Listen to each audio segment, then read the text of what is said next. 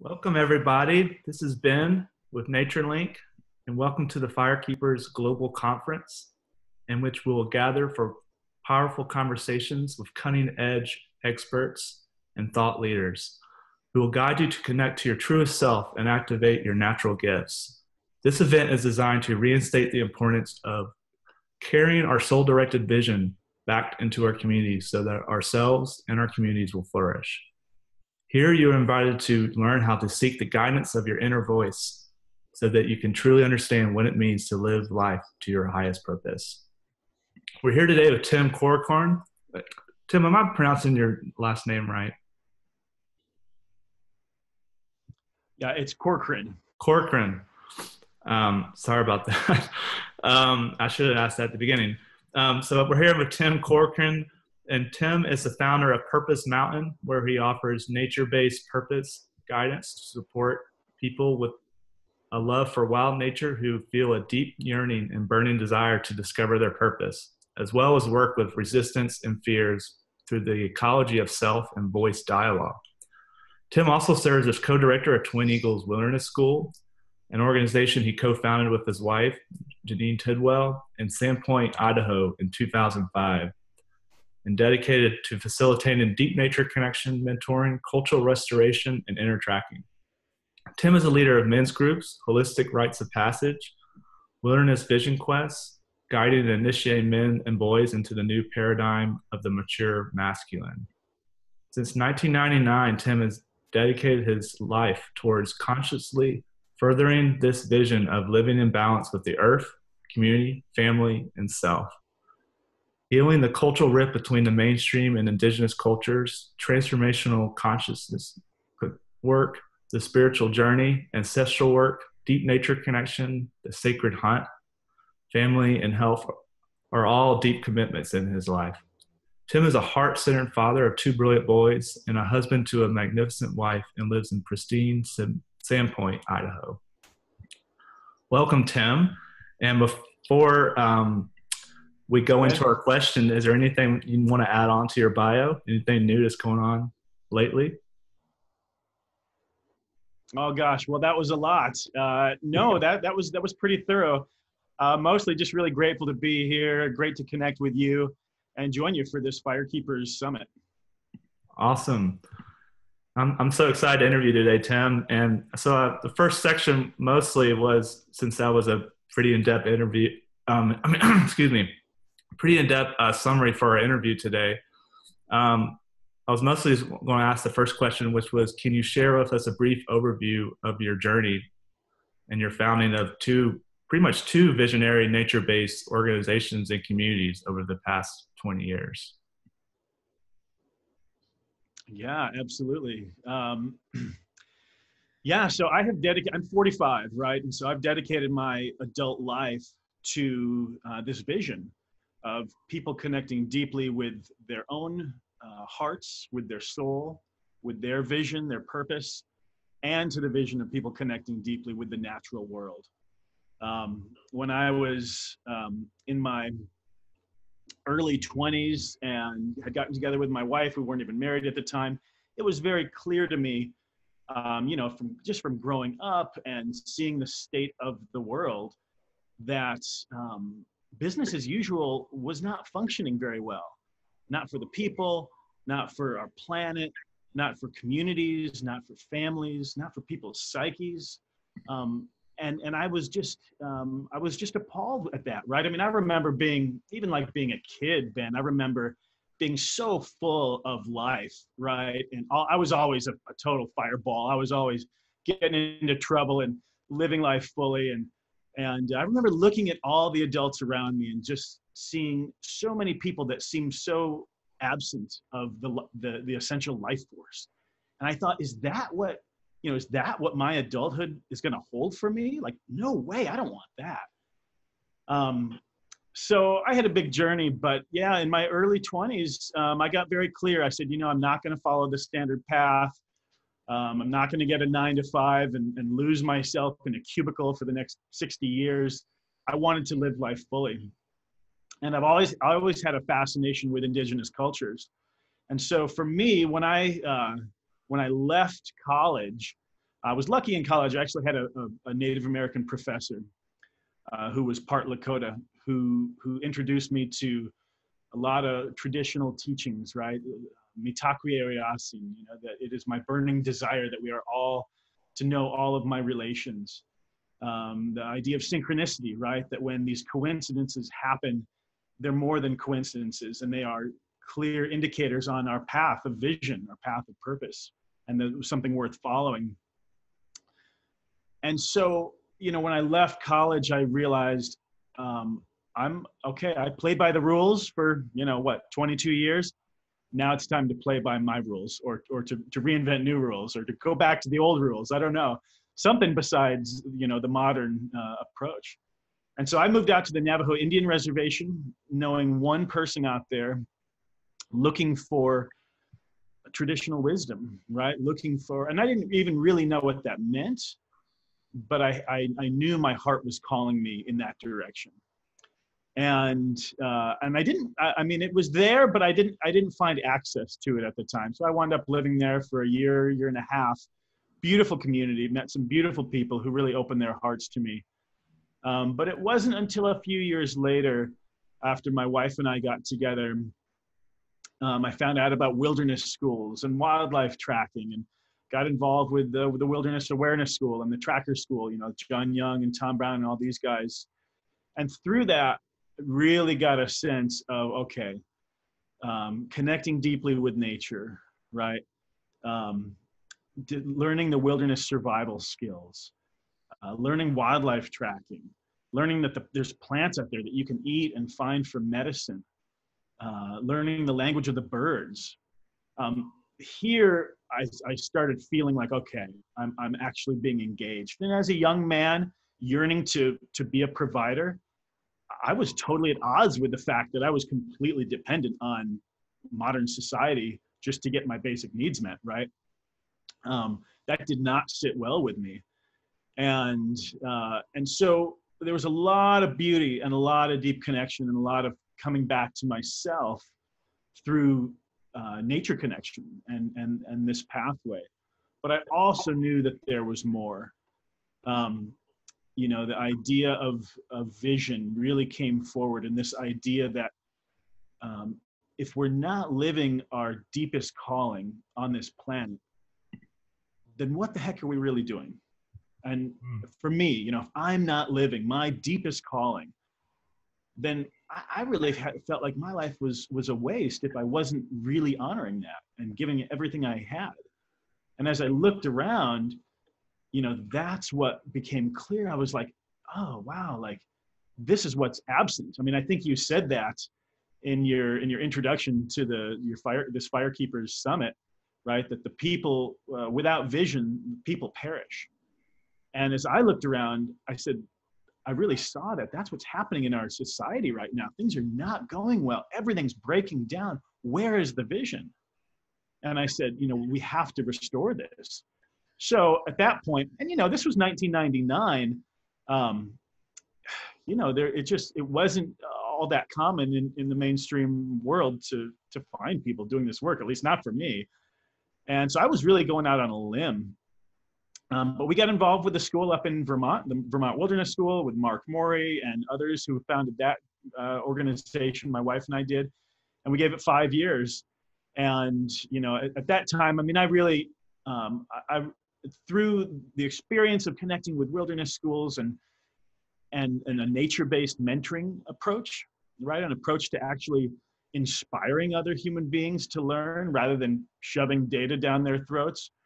I was on fire, man. I mean, I was just like, this is my path. And then to top it all off, I really set out intentionally to discover my own vision, right? To discover my own deep calling. And of course, some of that had already been expressing, but I did that through a traditional 4-day, 96-hour vision quest.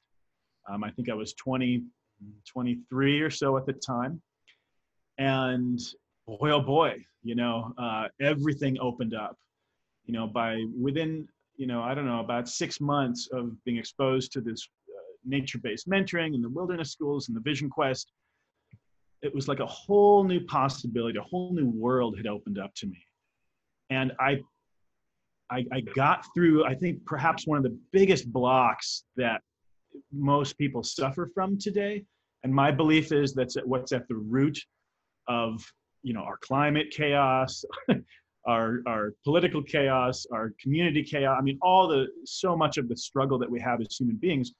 I really feel like I touched that, which was, I discovered that I was nature, right? I was able to feel myself, not intellectually, not as a thought, but actually in my body, in my whole being, spiritually, feel myself as nature, no separation.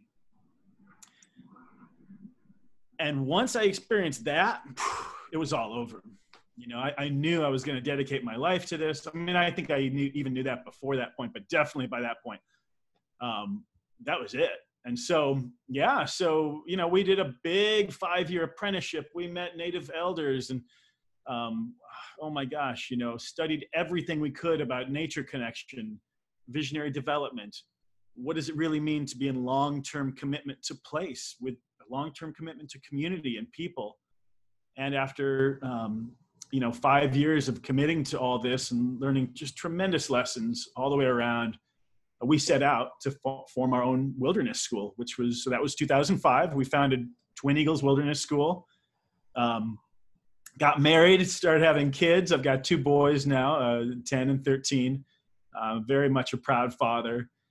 And we've been running the school ever since. So it's been close to 15 years. Next year will be our 15th year. And, somewhere along the way in there, because with the wilderness school, most of the focus was on connecting others to nature, right? Through wilderness survival, through animal tracking, through the plant work, through bird language, through storytelling, through song. And that was really beautiful. And over the years, as the mentoring relationships deepened, as I deepened in my own experience and skill, as the deep connection with the earth continued to deepen through these mentoring relationships, what I began to see, Ben, was that the biggest impact I was having on people, indeed, was helping them connect to their truest self, right? Coming to peace with all those elements that build up in our lives that they hadn't been at peace with, coming to really know themselves, to know their passions, to follow their bliss, as Joseph Campbell said, and to really connect in with that sacred vision inside their own hearts and feel themselves as part of something greater. And so it was maybe 4 years ago or so that I had a big awakening and realized that I needed to more outwardly focus on that, more explicitly focus on that, not as a kind of side result of mentoring people to connect with nature, but as my explicit stated intention. So that's, about 3 years ago, I started Purpose Mountain, which is where I work mostly with adults. Really, Purpose Mountain is all with adults. And most of my work there is one-on-one, very directly. It's a nature-based approach to supporting individuals to discover their purpose. And that's the short version. I could talk a lot more about all that. I'm sure we will. But that's a little bit of an overview of my journey these last 20 or so years. And wow, like what a journey. I mean, it's just like that story is, this really resonates with me as well. And I'm sure the listeners too. And what a powerful journey. And the way you held on to that connection and like sought out the elders and built community, actually pretty similar to my personal journey. Where Tim and I were talking before our call today on how similar our paths have been, and you build a community behind it, which is to me just really inspiring, and it's all around that soulful connection. Like you definitely answer a lot of other questions I was going to ask. One of the main questions I did want to ask from that, Tim, was what are the keys to maintaining an ongoing connection with your vision and life purpose? For me personally. Yeah. Yeah. Well, it's a big question, right? And I mean, things are really different now, 20 years into this, right, than they were at first, or even 5 or 10 years into it. And there's been a lot of lessons. I've had a lot of success. I've made a lot of mistakes. I still don't feel like I've mastered anything. Um, Someone once said, I think it was Jim Corbett said, that the book of nature has no beginning as it has no end. And I really ascribe to that. I really believe that's true. The real teacher is the earth. The real teacher is spirit. When I work with people, the first thing I tell them is I'm actually the assistant guide. The real guide is the earth. So I'm still apprenticing. I'm still apprenticing to my own soul. I'm still apprenticing to the earth. I'm sure I still have my elders that I work with. But it's an important question, for all of us. I mean, how do we discover vision, and how do we maintain that over time?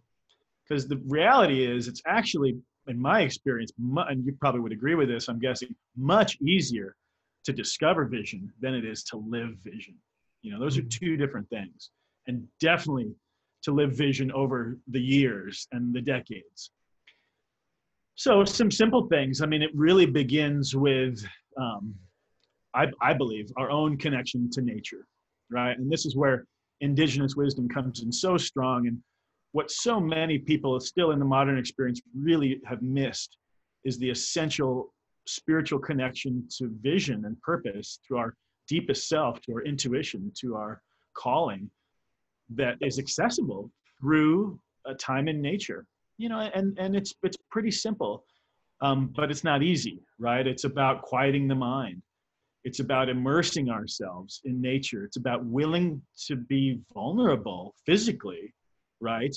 Out in the rain, out in the snow, out in the heat, with the ticks, with all the dangers, and opening our senses, slowing down. God, these days, I mean, I've been done this long enough that, when I started this work, there was no such thing as smartphones. I think people today have a further journey to take because of how fast-paced our technologically oriented world is, to slow down and really experience nature at nature's pace, to experience spirit on spirit's timeline, not yours, not ours as the human, or at least the ego side of us. So maintaining that connection with the natural world is key. And then as well, and this is probably more so, I think, in the early part of the journey, which for me, I mean, at this point, maybe the first 5, 10 years, is having mentors who have walked the path that we're seeking to walk, right? We don't need to reinvent the wheel. We do need to make it real for us here and now, today. I love that quote that says, what is it? Seek not to walk in the footsteps of the ancients. Seek instead what they sought, right? Seek not to walk in the footprints of the ancients. Seek instead to what they sought. And there's a lot of wisdom in that, because our world today is a different world than it was for them. And yet they have so much to offer us. So, having mentors, having a deep connection to place, and quite frankly, a committed connection to place. Right? That's another, actually saw this in Yes Magazine, I think it was a year or two. So hopeful for me to read this message, Ben. They talked about that one of the greatest things we can do to combat climate change is to commit to a place. Right? And I get it. I mean, we've all got our journey. We've all got our wandering years we need to go through. Oftentimes people are doing that in their 20s, maybe early 30s. But to get to that point when you can say, all right, I'm going to marry this place. I'm going to commit to it. It's going to have its ups. It's going to have its downs. It's not going to be perfect, just like anything, but I'm going to make a commitment to it. And when I make a commitment to a certain place, well, that implies that I'm also committing to the other people that live there and my own deep journey, right? Committing to the deep journey. And so that's what we've done here in Sandpoint, Idaho, the inland Northwest. So that's a big one. So yeah, the connection to nature, the commitment to place, having mentors, and being willing to, to recognize that this is a subtle teaching, right? That and I'm interested to hear your take on this, but my take on it, Ben, is that the vision itself, at the heart of it, I don't think changes, over time. I think vision is true. There's an essence level of vision that is, that remains steady. But my experience as a human being of that and my understanding of that changes over time, right? So, I mean, as a classic example in my life, for like 12 years, I had tremendous spiritual visionary fulfillment through running my wilderness school. And then, like I said, about 3 years ago, that fulfillment stopped. I'll never forget it. I ran, we had just finished a big summer of summer camps. We had 30 staff that my wife and I were training all summer, and 400 kids. And, I was used to, at the end of that, like huge spiritual fulfillment. And at the end of this year, when it was all said and done, and this is after, lots of great comments from families and moms and dads and kids, like, oh my God, this is the best day of my life, and you've changed my life forever, and I love this so much. But for me, at the end of it, I felt like nothing happened. I felt like I just washed the dishes. And it was a bit of an existential crisis for me. Yeah. Because I was like, what is going on? Like, I'm living my vision. Shouldn't I have the fulfillment that I've had all along? This is why I've been doing this. What's happening? So I went back to my elders. I went back, did a vision quest, went back to the earth. And well, lo and behold, what's happening? Well, I'm evolving, right? I'm developing spiritually. And no more did those things that had once fulfilled me, no longer were they as fulfilling. And that was part of what led me to found Purpose Mountain and get more explicit about guiding others into their own visionary path. So what's the teaching there, right? The teaching is that our experience of our calling changes over time. And change is hard, We don't want change. We want Starbucks, right? I mean, for all of us, right? We're all human beings. It's not easy. It's not easy, but staying true to that vision, staying true to the fire, the fire burning in our hearts, the fire burning at the center of the earth. That's why I love your name for this summit. That's the path, And so when that guides us in a new direction, being open to that, right? Being open to that change. And that's hard because we get used to what we're doing. We want to have we want safety, and we want security, and we want the comfort. And we do get used to it. And then it changes. But when I look back at all my mentors, all my elders, that's how I was raised. That's how I was mentored, by the old ones. It was always changing. And that's life, right? That's how life is anyway. So why resist it? Well, that's a whole other discussion, all of our resistance and how we work with that. I don't know if you want to talk about that or not, but yeah. Anyway, I think those are some key pieces there. Yeah, that's a huge key piece, and everybody has their own, take on vision, what that means. It kind of just reminds me of like a simple quote one of my mentors would say to me all the time. He's like, vision has no path, no purpose. Vision is you. In other words, it's an embodiment of ourselves. And so we always think like, oh, our vision, like my personal vision, it needs a path. Like you're saying, like it's always changing. And like you came to that moment when you realize like, oh, I don't love this work anymore. I can remember when I went on this path or this vision of what I do now. I was teaching, and I was bringing cultural mentoring and nature connection into this pretty prestigious private school. And I was just like, it wasn't a bad day. I was just sitting, it was actually a great day. It was a beautiful day. And I was teaching actually a permaculture lesson in a garden, and these kids left. And I was just like, this thought was like, my head was just like, what the hell am I doing here? It's like, it just kind of comes at like really random times. Like, I don't love this anymore. I want to push further. To me, like, I think, when I think of vision, I think of like we all have these needs to our vision. And whenever we find our vision, there's always a deeper need. And that deeper need is always like pushing us. It's like that. It's a quote by like one of my mentors. You might have heard of him, Michael Jospy, up at Earth Based Institute in Colorado. He would always say, "We're all collected. We're all connected through this spiritual consciousness. We as human beings, and all of us are seeking a deeper need. And nature is the mirror to that deeper need. And because it's in all of us, and we're all so connected to that deeper need." Yeah, I was just thinking of that quote when you're talking about vision and paths. And yeah, I feel like we could go, this could be a whole one question interview if we just went on that. I did, yeah. Yeah. I did have one other question too, that I was just kind of curious about. It's actually, I think it's mentioned on more of your website, and we haven't really hinted to it yet. And you've mentioned sacred womb before, and I was just curious, what role do emotions in the sacred womb play in the journey of living a life of purpose? Yeah, well, that's a big one. That's a big one. And there's so much there, right? There's so much there. For me, I gotta say, I've always been a really emotionally sensitive guy. When I was a boy, I was very sensitive.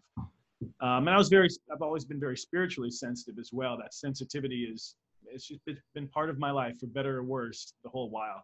Well, as a kid, that wasn't easy, right? I grew up in the 80s in the Midwest, Indiana. And being a sensitive boy meant that I was bullied a lot, so I faced bullying. I had my own childhood trauma. When I was a teen, my parents got divorced. My childhood was a rough go in a lot of ways. Now, that said, I had a lot of great experiences too, but I had a lot of, I would say, more than the average amount of wounding, as a boy, and that was really tough for me. The first half of the first 25 years of my life, I had very low self-esteem, right? Very low confidence. I could have never imagined getting on an online summit and speaking, with a microphone and video and all this. Would have been my nightmare, right?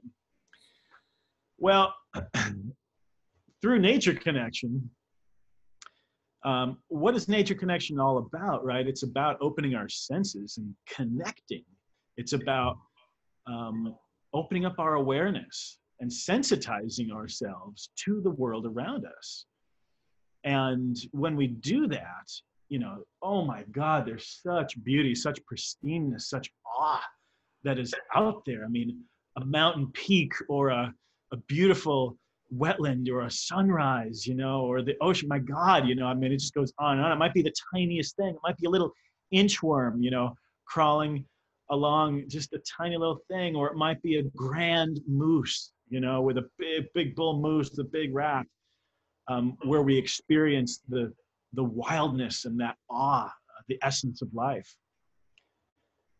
Well, that process of sensitizing ourselves, there's an organic response for us as humans where we can't help but to be more sensitized to our human relationships with others, both what's working and what's not, as well as our relationship to self.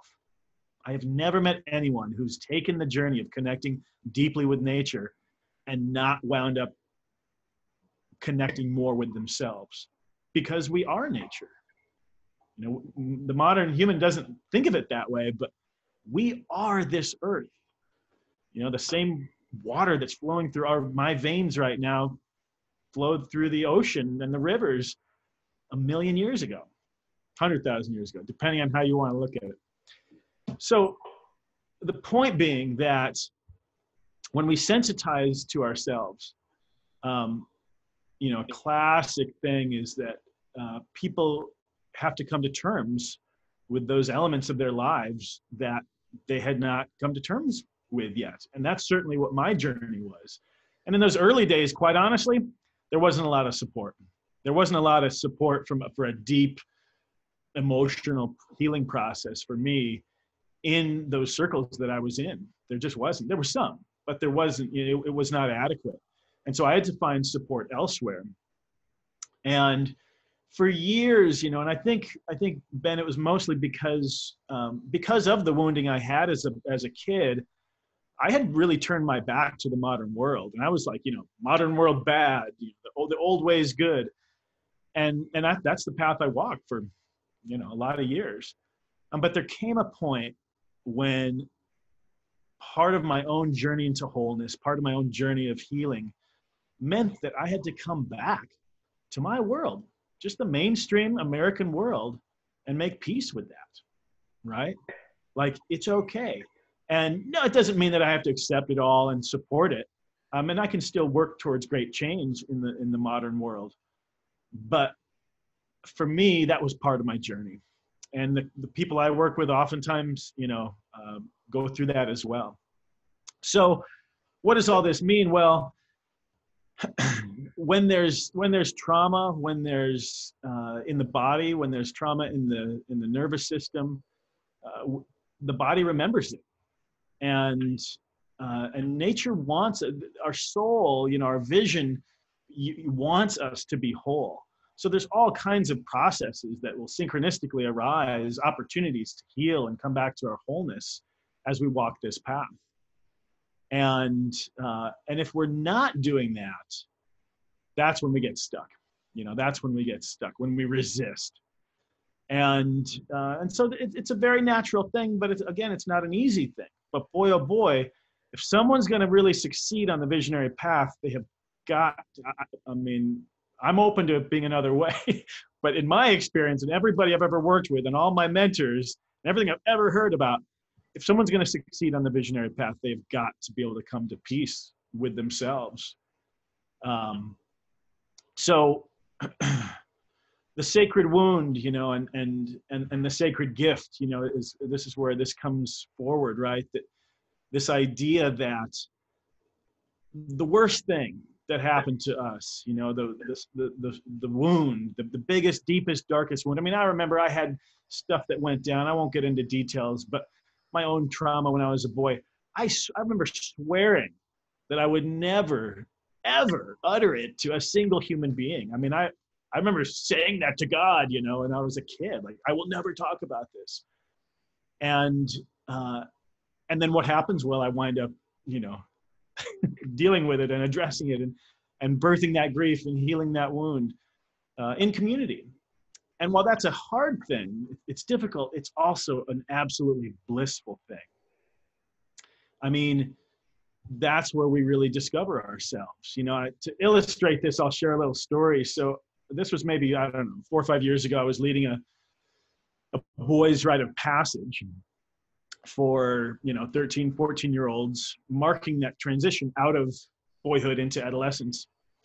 And we were in a ceremonial process, and there was one in particular who I'd really connected with, and I could tell that he had some big emotional sadness, some big shame, some big wounds that were wanting to rise up, that he was, you know, I could feel them coming up, but he had not done that yet. So I encouraged him and supported him. And he, you know, that switch flipped, and oh my God, he had, I mean, I won't get into details out of respect for the process and the individual, but he had this massive cathartic release where he's just crying and crying. Next thing you know, all the other initiates, you know, going through, they start going down like dominoes. You know, everybody starts crying because as he was processing his wounds, others start processing theirs. And there was a group field psychosomatic response happening. And my staff was kind of freaking out, you know, that they hadn't experienced this level of depth before. But I was just coaching them on, okay, hold space, guys, hold space. And as I sat there with this initiate, you know, this 14-year-old, and he's crying and crying, and I could just feel all that shame releasing. I had this moment, and I realized in this, I went back to my own. It was like a visionary moment, right, where I went back to my own wounding as a boy.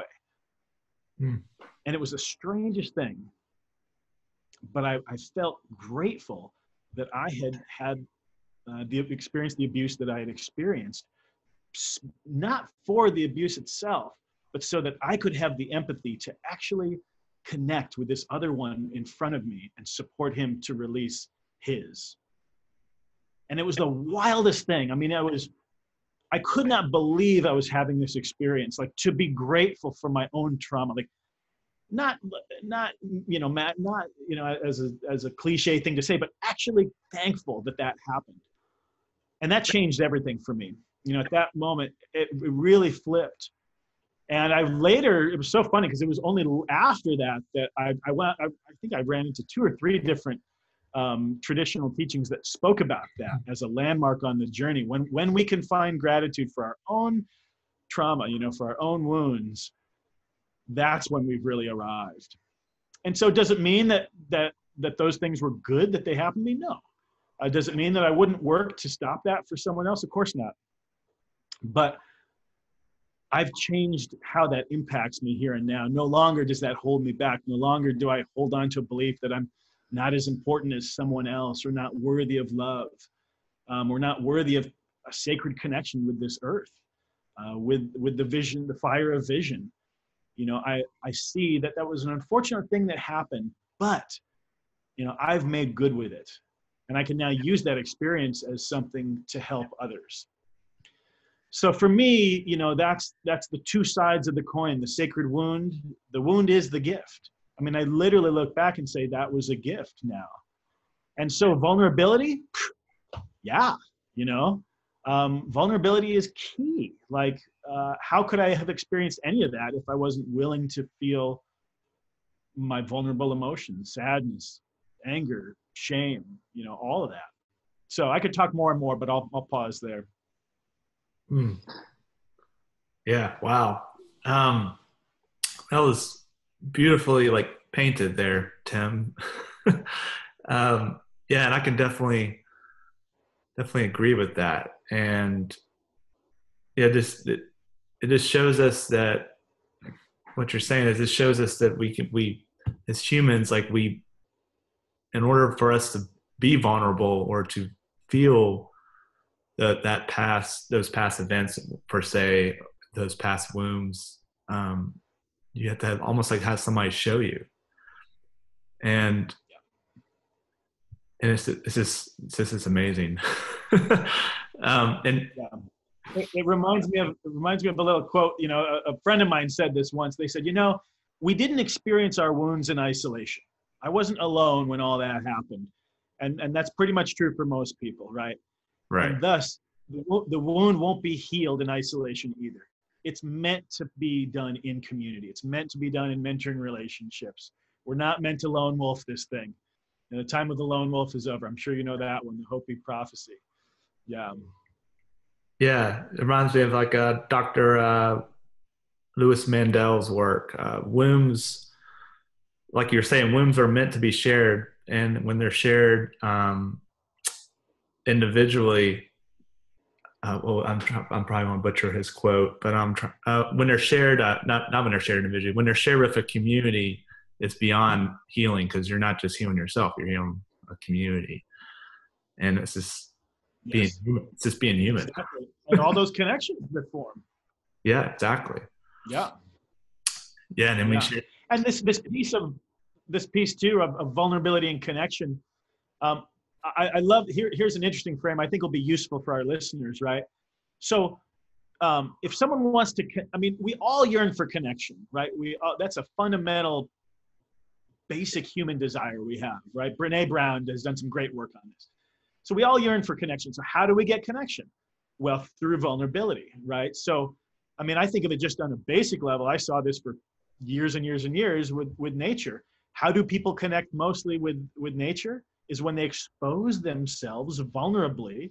If sending someone out for an overnight, okay, you don't get a tent, you don't get a sleeping bag, you get a wool blanket. They're going to come back. I'm sure you've done these experiences. They're going to come back and they're so fired up. They were freezing cold, maybe they were shivering, but they had to be physically vulnerable, right? And then, but what do they get? They connect because their shields are down. It's common sense. It makes sense. So the same goes for relationships with people and with ourselves. When we put all of the shields down and the stuff that blocks connection, when we're willing to be vulnerable, that's when we connect, right? Whether it's ourselves, someone else, the earth, what have you. So that's been such a basic teaching that I picked up on. I never heard anyone else phrase it like that, but it's such a, that's been one that a lot of folks have found helpful. So hopefully for some of the listeners, that might prove supportive.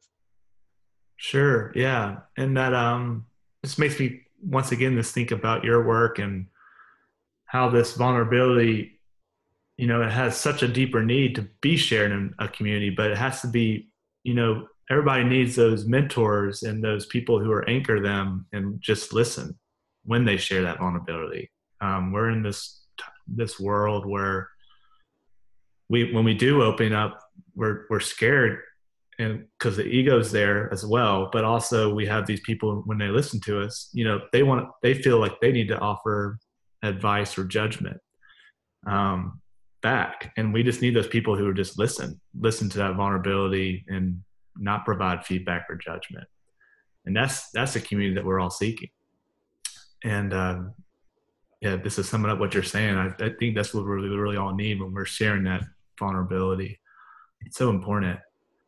It's like I don't know who said this. It's an ancient kind of quote, but it's like I think it might have been a Stephen Foster quote where because he's kind of a quirky kind of guy, and he'd always said nature can take your grief and your loss.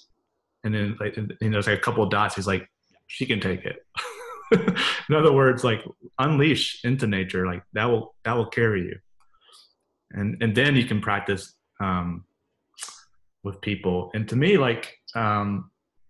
these people coming off these quests that you're working with, and the people I work with in my quest work as well, that you want to come back and you want to share your story, but those people weren't the people you are sharing it with, family or friends. They're just going to be more confused and scared. They love you and they want to trust you and they want to listen, but they don't know how to take that because they weren't really connected in that experience. And so this reminds me of like a saying through my training with Kierda Brown, who founded the Rites of Passage Council. Kierda would say when we're training as guides, like, people are going to see you differently when you come back. So the goal is not to use words, but to use actions and modeling. And so like you're modeling your experience, you're embodying that and just showing it through your essence, because words are just words. Nick can just confuse a bunch of people. Yeah. That's right. It's like that de-meaning process, like, in quest work where you're, who am I? Like, no, really, who are you? And why do you even need a name? The world's profound. Absolutely. Yeah. Well, we still got a couple of minutes left, Tim, but I kind of have one more question, and then we can probably ask a couple more. I think we got a little bit more time here. And I'm fascinated with your work, like how you kind of interweave this indigenous wisdom into kind of like modern depth psychology, but in a way that it's kind of like you're saying, like for people to open up with that vulnerability and to have people actually witness that in community. And so the question that kind of almost like sums up that is like in your work, and it's not this is probably not one of the questions that you're expecting me to ask you, but like in your work, like where do you see this intersection really being played out, like in your own communities that you work with? The intersection. Yeah, the intersection between a modern kind of depth psychology and indigenous wisdom. Yeah, exactly. Yeah, well, it's a key one. It's such an important one. I mean, one of the big things that my hope for all of us and really for the listeners out there that I would want to get across is, boy, oh boy, the modern world and modern psychology has a lot to offer us. It just does. There's nothing wrong with it. Doesn't mean we're crazy if we go see a therapist. I had that one for years, oh, there's something wrong with me if I go see a counselor. No way. there's people, so many caring, big-hearted people who have dedicated their lives to supporting other human beings. And you don't need to wait to have a crisis to get some support. I mean, one of the visions I hold is that we can live in a world where everybody has mentors, everybody has counselors, and it's just integrated into our society, right? And so, but that for me, that was a big one. Actually, my mom's a therapist, so that was another reason why it was tough for me to come around to it, right? But so where's the intersection? Well, indigenous wisdom clearly has so much to offer our modern world. But unto itself, as I said, especially for those of us who were raised, and that includes me, raised in the modern world, it doesn't, my experiences, and this is with deep respect. I mean, I have worked with indigenous elders for all of my adult life, 25 plus years. And with the absolute most respect, I say this, which is, I firmly believe that we as modern people, yes, we need the teachings of indigenous wisdom, but we also need the teachings of what modern psychology has to offer us. Because indigenous wisdom didn't come forth from the modern experience, just like the modern psychology didn't come forth from the indigenous live close to the earth experience. So they both have something to offer. And I know that's a hot topic. I'm sure there's people who would disagree with me, and that's fine. But in my experience, I certainly didn't touch my wholeness until I was able to bring them both together. And actually, when you dive in deep, you find that they're saying the same thing. You're familiar with Joseph Campbell and the hero's journey, I'm sure. And I think maybe not as commonly known, well, he was actually the source of that phrase, follow your bliss, right? Follow your bliss. And you see that these days. You see it on bumper stickers. People say that, like it's, yeah, all you have to do is kind of do what's fun and do what you're passionate about and do what you love, and it's all going to work out, right? That's, at least I think that's what's implied with that statement. Well, sure as heck, that hasn't been my experience. I've had to face a lot of pain, to really live my vision fully. So I wondered about that. And actually, it was a student of mine from last year just did some research on this one.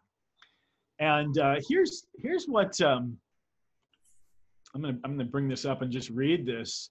Here's what Joseph Campbell actually meant by that, because the original quote was this. He said, if you follow your bliss, you put yourself on a kind of track that has been there all the while, waiting for you, and the life that you ought to be living is the one you are living. Now, what's he mean? He's talking about vision. He's talking about purpose. His term he's using is bliss. But it's confusing because bliss sounds like just all the fun stuff. Well, when you dig deeper and actually ask the question, well, what did he mean when he said bliss? Here's what he said. This is his words. He says, if your bliss is just your fun and your excitement, you're on the wrong track. I mean, you need instruction. Know where your bliss is. And that involves coming down to a deep place in yourself. When you follow your bliss, and by bliss, I mean the deep sense of being in it and doing what the push is out of your own existence, it may not be fun, but it's your bliss. And there's bliss behind pain too. Right, that's the key word. And there's bliss behind pain too. You follow that and doors will open where there were no doors before, where you would not have thought there'd be doors, and where there wouldn't be a door for anyone else. That was from The Power of Myth, his famous interview with Bill Moyers. So when we look deep into the modern depth psychology, it's telling us, yes, we have to find our deep passions, the things we love, and give ourselves permission to do that. Right? I've got a client now I'm working with one-on-one who just unearthed this passion of playing music, and it's something he hasn't done in 15 years. And he wrote this song and felt more alive, than he has in the last 15 years. Totally, it was huge for him. That's an example of following that passion, the fun side. But in order to access that, he had to come to terms with all this pain that had been in his life, just like in my story. And he couldn't get to it because that pain blocks us, right? Well, when you look at the old teachers, I mean, I studied I was in a traditional apprenticeship with an old traditional Lakota healer, holy man Gilbert Walking Bull, who was a traditional full-blood Oglala Lakota holy man. And, are you kidding me? I mean, he had us, he worked with us mostly through the sweat lodge, and it was all about facing our pain. Whatever stuff we were holding on to, he made it very, very clear. We had to face this, and modern, the kind of new age movement doesn't acknowledge all this, the law of attraction or happiness coaching, all this. There's this idea out there that it can all just be fun. Well, or that happiness is the goal, but you look back to indigenous cultures, that's not what they were doing. And you look to modern depth psychology, that's not what it's saying. They're saying, go after a life of meaning. They're saying, go after a life of vision, go after a life of bliss, go after a life of your calling. And what happens, you get the deepest happiness.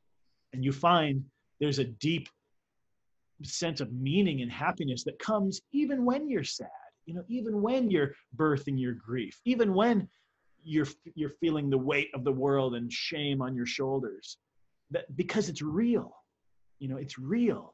And to feel that is to release it. And the emotions are like weather. What does it want to do? It wants to come, and then it wants to do its thing, and then it goes. Sometimes the clouds and the rain stays for a while. Sometimes it just comes and goes in an hour. But it yearns to express itself. And when we give ourselves permission and support others and community to express all of that, the pain and the joy, that's the deep fulfillment. That's the deep meaning. That's a life of vision. And that's where you find that indigenous wisdom and modern depth psychology, right there. And by the way, it doesn't hurt to point out the fact that if you look at, and I'm a big fan of Carl Jung's work, the more Jungian psychology. If you look at Jung's roots, he very clearly acknowledges that much of his insights actually come from indigenous wisdom himself. So actually, there's a lot of correlation there. Yeah, a lot of overlap.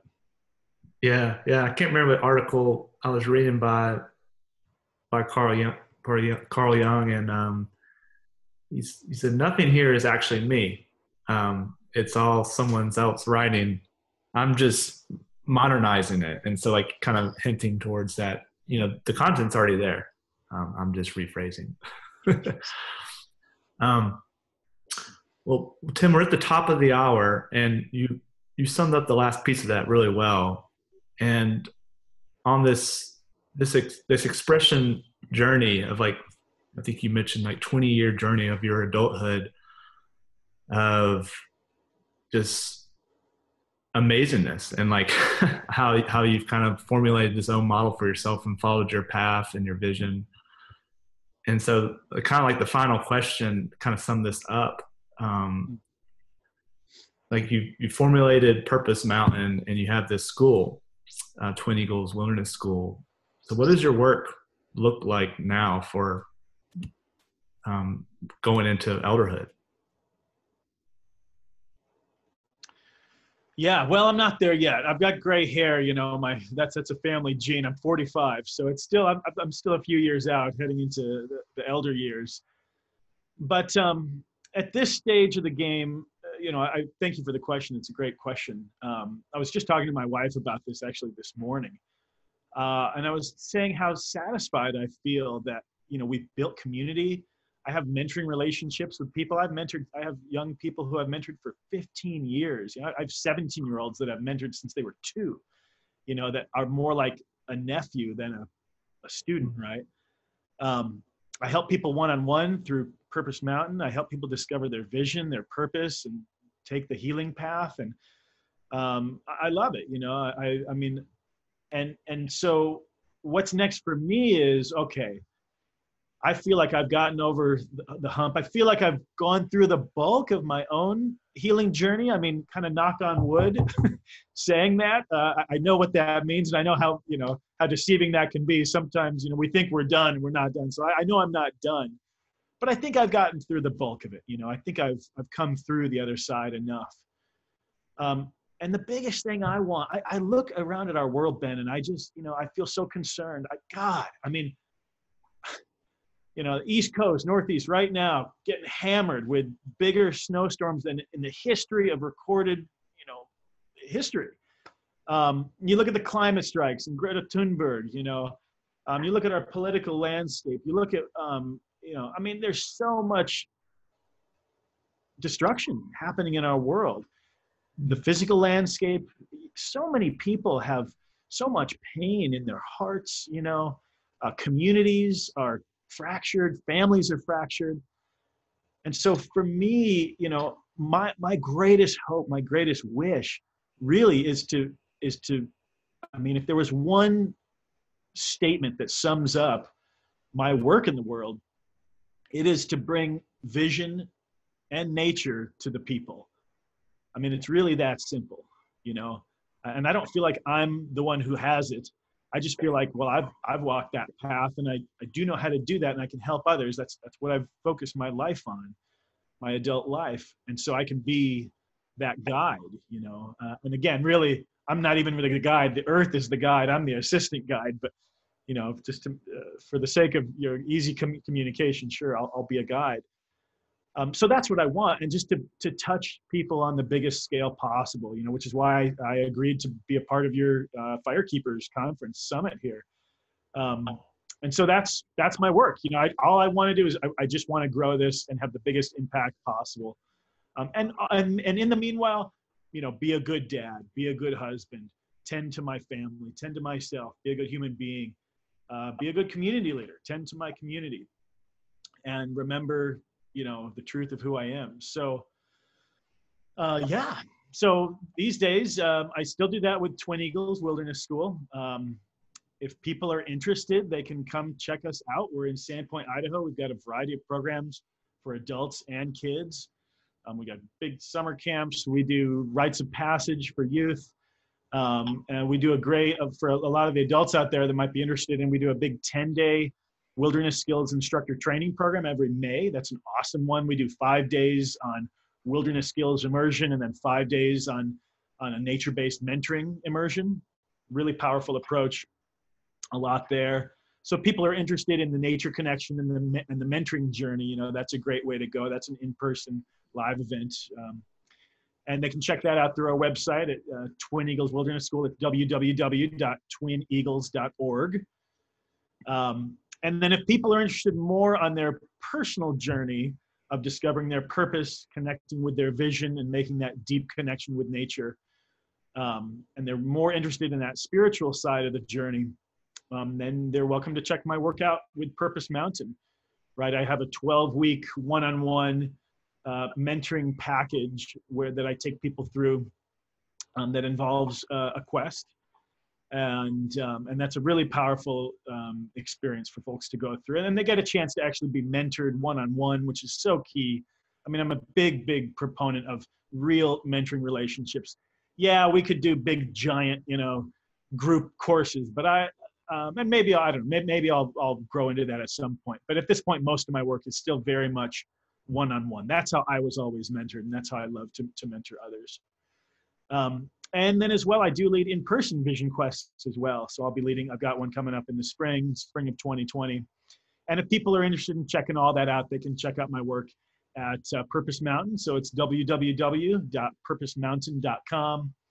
And I do have a freebie if people are interested. Got like a 40-page PDF download called my Purpose Discovery Kit. It's just a free, it's more like a workbook, and it's got some more inspiring stories in there and some exercises, some quick ones and some ones that are a little deeper, guiding people out into the natural world and some practices to get them connected and get the journey started. So people are free to check it out there, and if they're interested, there's more steps that they can take after that. Awesome. Well, thank you so much, Tim. And Yeah, for the people listening and watching, because this will be audio and visual, that you can find Tim's little head. You'll see all of the little the speaker icons on the landing page, be like little Tim's face. And underneath all that will be exactly the information that Tim mentioned, his Twin Eagles Wilderness School, Purpose Mountain, the free gift URL. The domain name will be purposemountain.com, where you can find that free gift description on there. Well, Tim, this has just been wonderful. Thank you so much for taking the time to speak with me today. And I just want to wish you safe travels in your journey. And I kind of sounds like I need to get out to Idaho and be part of your programs. It just sounds amazing. And thank you. That's awesome, Ben. Well, yeah. Oh, go ahead. I was talking over you. Oh, no, that's fine. Yeah, no, thank you so much. It's a real honor for me. I love this opportunity. Love what you're doing, man. I mean, my hat's off to you for taking the bull by the horns and putting this summit together. This is a big effort. And I really appreciate it, not just personally, but, you know, the impact you're having on the world and spreading this vision is so important. So I really want to say thank you. And yeah, it's my pleasure to connect with you. Would love to connect more at some point. Definitely. Well, thanks so much, Tim, and just safe travels and have a great evening. Thanks. Appreciate it. Beautiful. Bye. You bet.